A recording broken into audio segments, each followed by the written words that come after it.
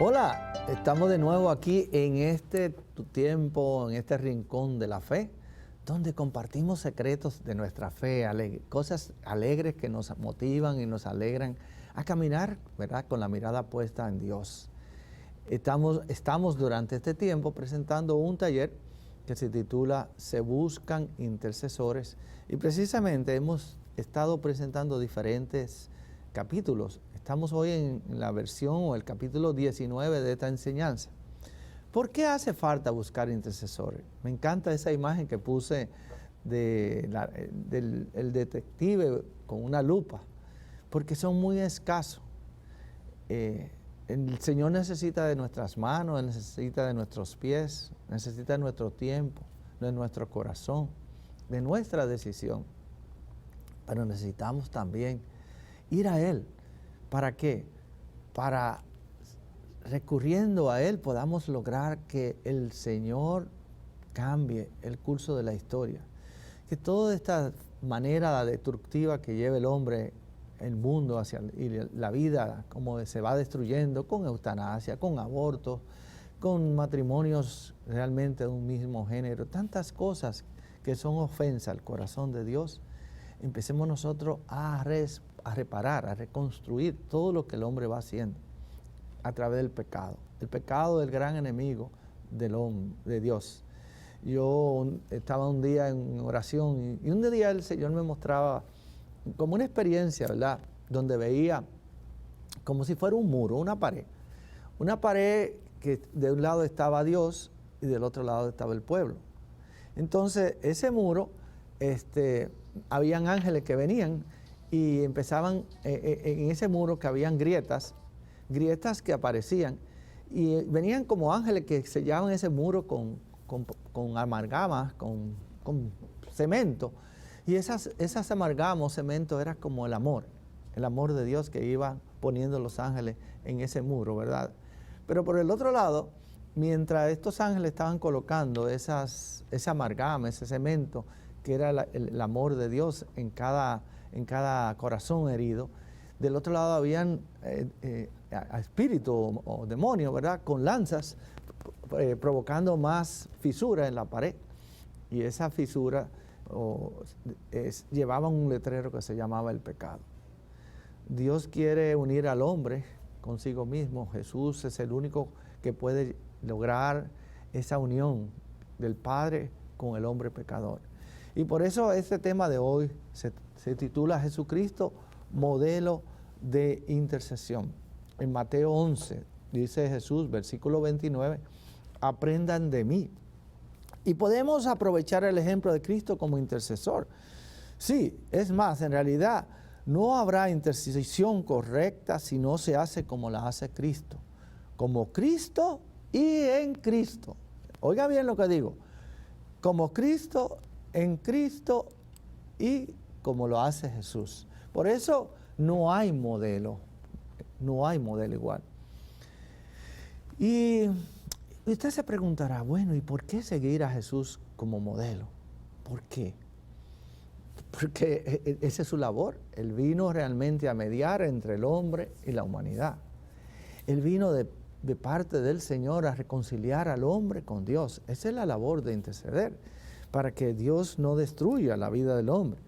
El hecho de que Jesucristo sea para nosotros modelo de intercesión, entonces es un fundamento y nos da dos datos importantes. Primero, ¿cuál es el dato importante? Primero, Jesucristo, como Hijo de Dios, es el intercesor perfecto. En Él no encontramos falla, ni negligencia, ni carencia, ni defecto.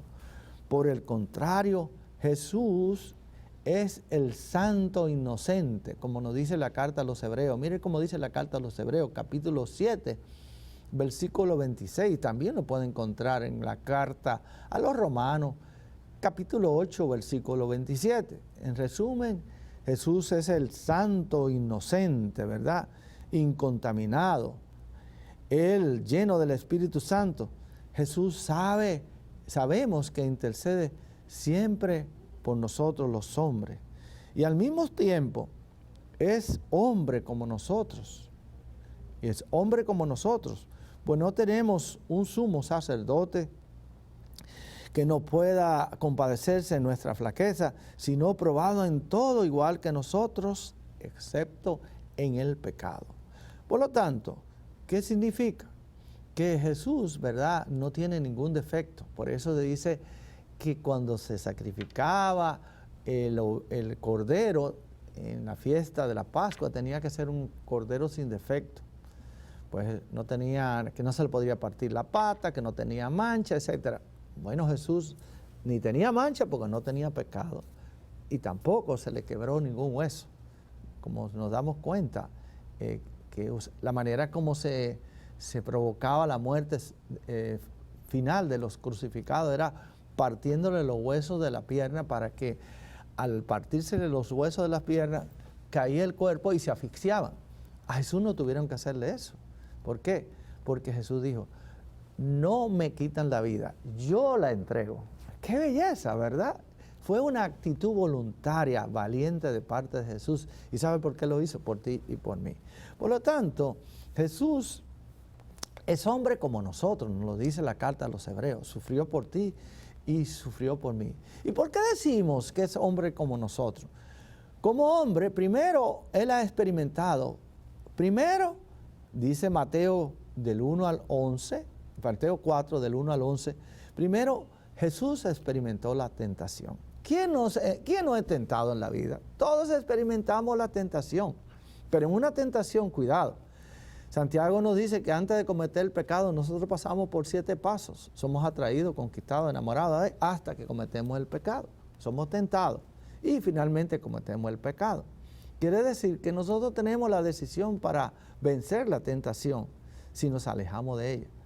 Jesús por eso fue tentado, para mostrarnos que como hombre fue tentado. En una tentación hay 2 partes. Uno, el tentado y el testante.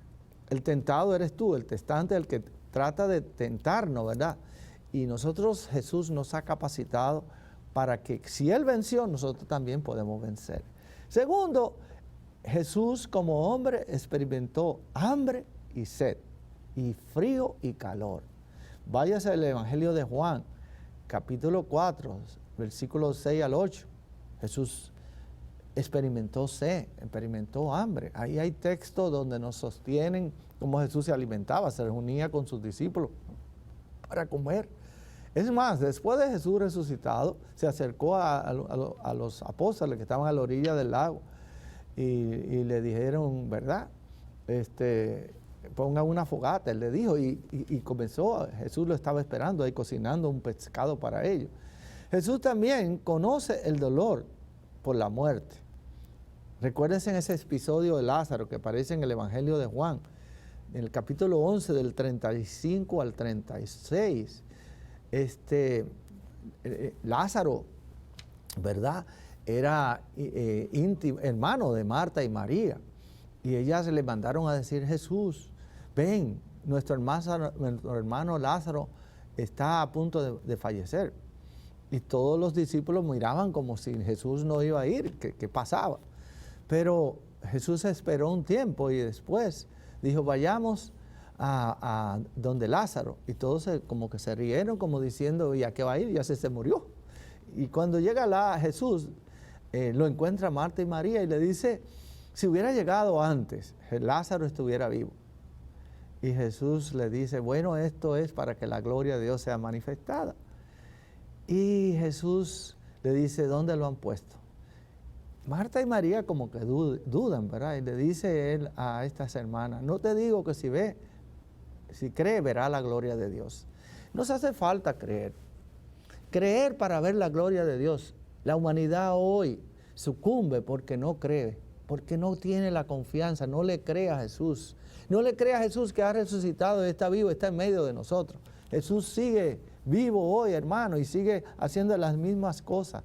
Por lo tanto, Jesús, si resucitó muerto, también te puede resucitar a ti. No porque te haya muerto físicamente, espiritualmente, tú necesitas de la vida nueva en Jesucristo. También Jesús conoce el dolor, ¿verdad?, y el sufrimiento. ¿Cuántas personas no se acercaba a Jesús? Se acercaba porque sufrían. porque tenían enfermedades. Es más, Jesús a veces se salía del grupo que lo seguía y se acercaba a un paralítico. Recuérdense aquel paralítico que estaba ahí en la piscina esperando quien lo entrara, en la piscina de Bethesda, no había quien lo entrara. Y él se acerca y le pregunta, ¿quieres sanarte?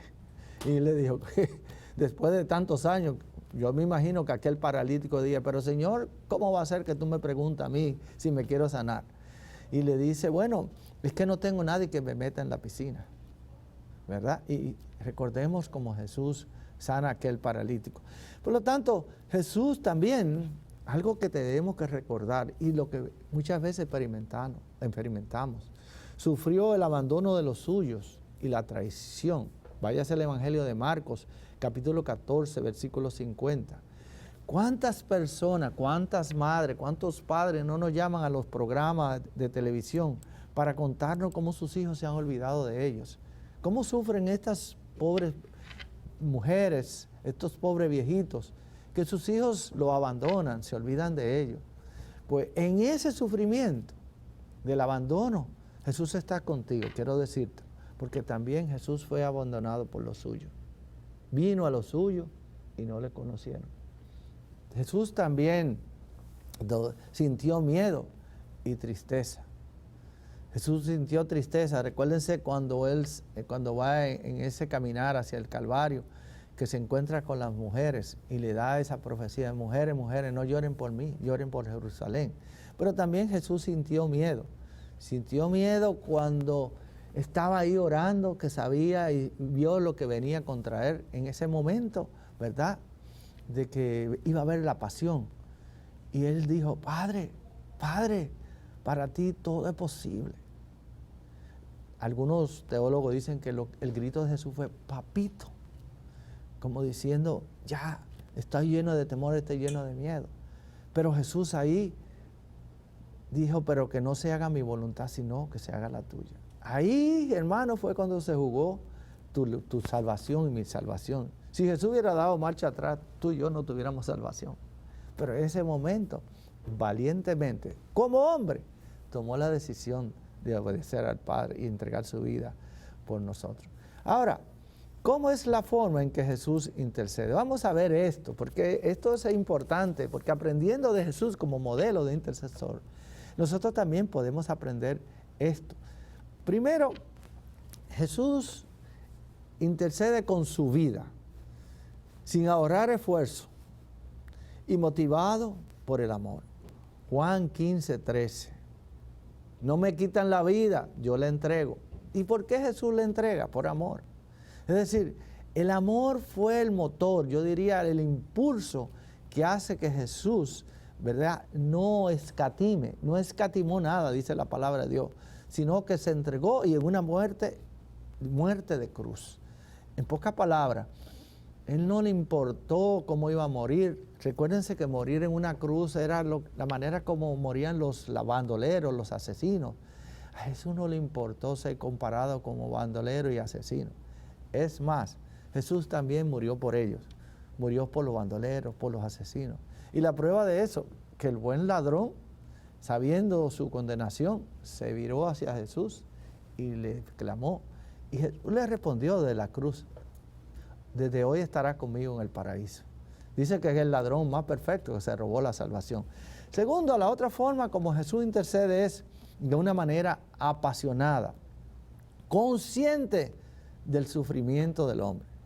Dice la carta a los Hebreos en el capítulo 5, versículo 7, dice, ofreció en los días de su vida mortal ruego y súplicas con poderoso clamor y lágrimas. ¿Ustedes creen que si Jesús en ese momento estaba actuando como Dios, iba a sufrir, iba a llorar? No, era como hombre que Jesús estaba padeciendo en la cruz.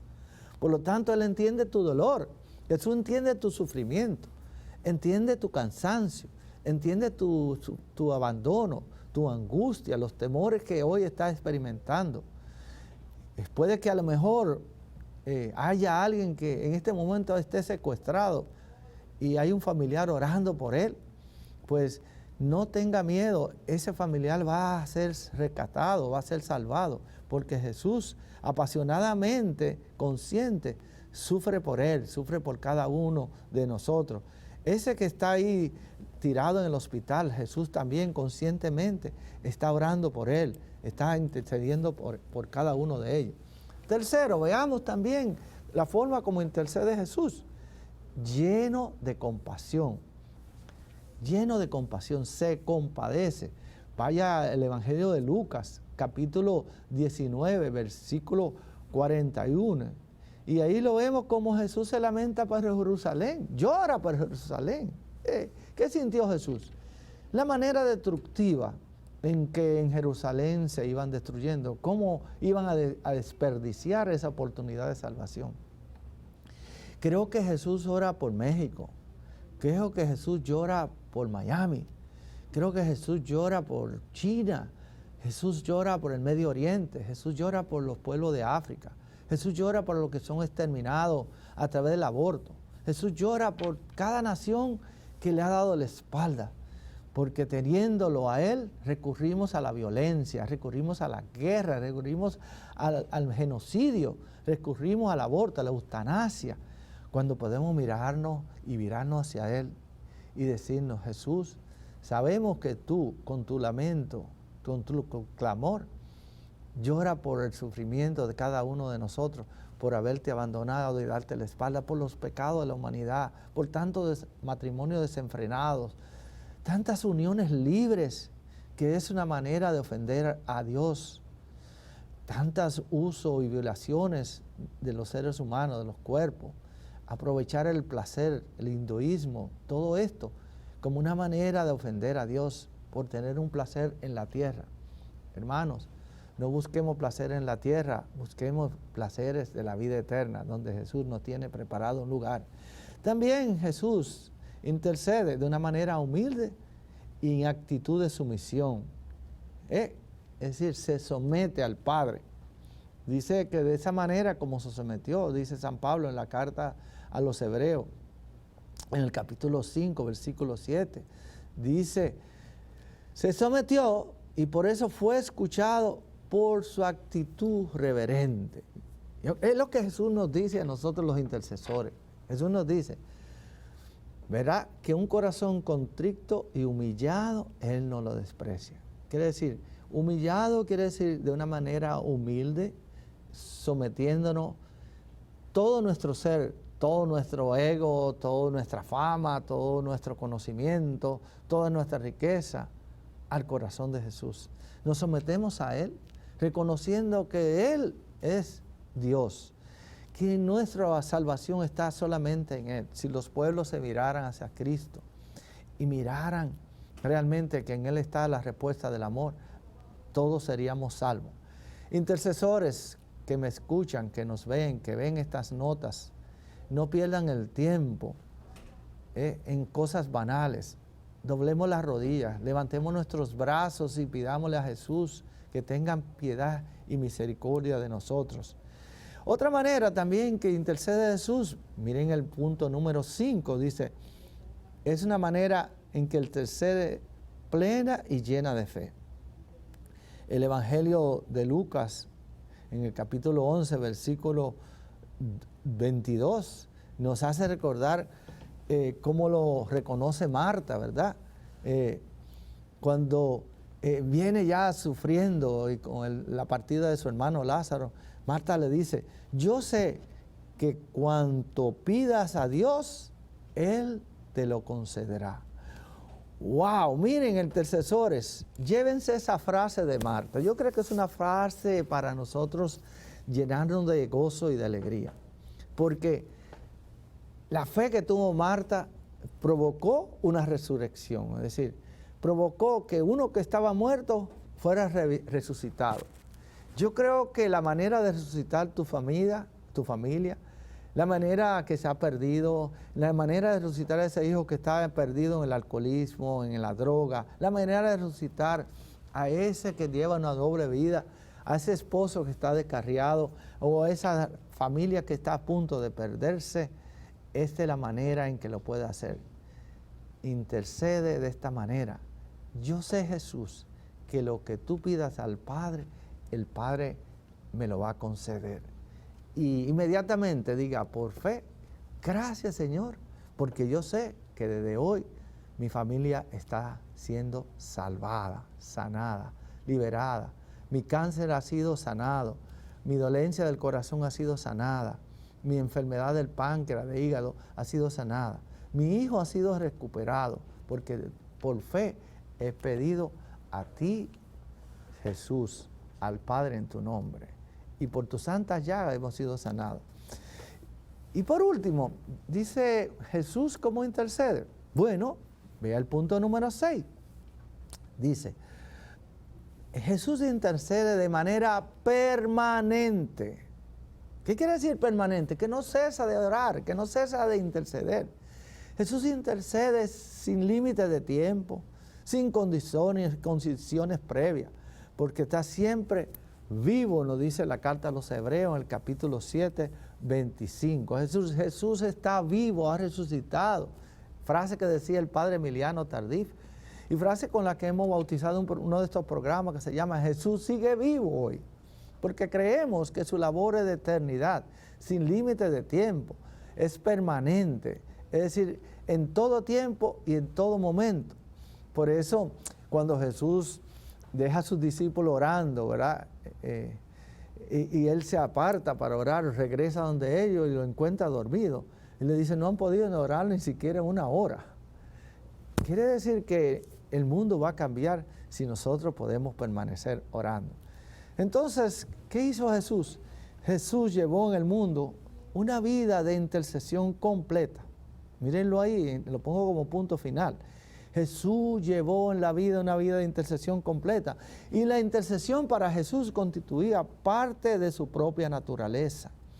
Entonces, dice Pablo en la carta a los Hebreos, capítulo 5, 7, que Jesús aprendió lo que cuesta ser intercesor, porque aún siendo hijo, con lo que padeció, Jesús experimentó la obediencia. ¿Quieres ser un buen intercesor?